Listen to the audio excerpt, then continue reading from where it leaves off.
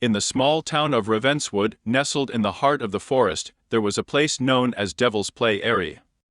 It was a small clearing where the ground was always covered in a layer of mist, and strange sounds could be heard echoing throughout the night. Legends said that it was a place where the devil himself came to play, and that those who entered the clearing would never return. Despite the ominous warnings, a group of teenagers decided to venture into the clearing one night. They had heard the stories, but they were convinced that it was all just a myth. They walked through the forest, the trees looming over them like ancient giants, until they reached the edge of the clearing. As they stepped into the mist, a feeling of unease settled over them. In the center of the clearing, there was a strange circle of stones, arranged in a perfect circle. The teenagers cautiously approached the stones, but as they did, they felt a strange energy coursing through the air. Suddenly, the mist cleared, and the stones began to glow with an eerie red light.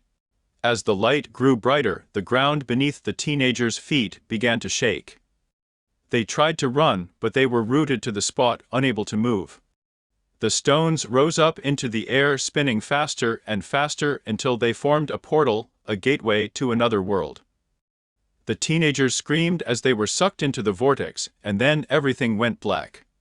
When they woke up, they were no longer in Devil's Play Area.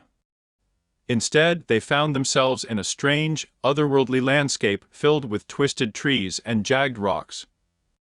The sky was a sickly shade of green, and the air was thick with the stench of sulfur. The teenagers realized with horror that they had been transported to the very depths of hell.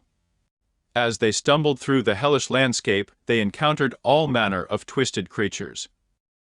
Some were grotesque hybrids of human and animal, while others were giant monstrosities with tentacles and claws. The teenagers tried to run, but the creatures always seemed to be one step ahead of them. Eventually, they came to a dark castle that loomed over the landscape like a black stain. The doors creaked open, and the teenagers stumbled inside, desperate for a place to hide. But the castle was filled with even more horrors, and the teenagers soon realized that they were being hunted. As they made their way through the castle, they discovered that they were not the only ones trapped in hell. They met other lost souls, some of whom had been trapped there for centuries. The teenagers knew that they had to find a way out before they were doomed to spend eternity in this nightmare realm. Finally, they came to a room with a large pentagram inscribed on the floor.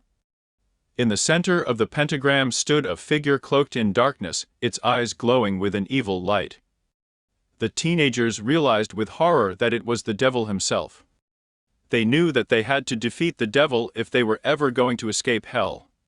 With all their strength, they attacked the devil, striking it with everything they had. The devil roared in anger, its power growing stronger with every blow. But the teenagers refused to give up, and finally they managed to defeat the devil.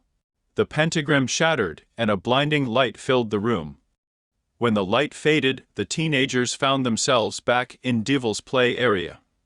They looked at each other in amazement, unable to believe that they had made it back to the mortal world. They knew that they had been lucky to survive, and that they would never forget the horrors that they had witnessed in hell.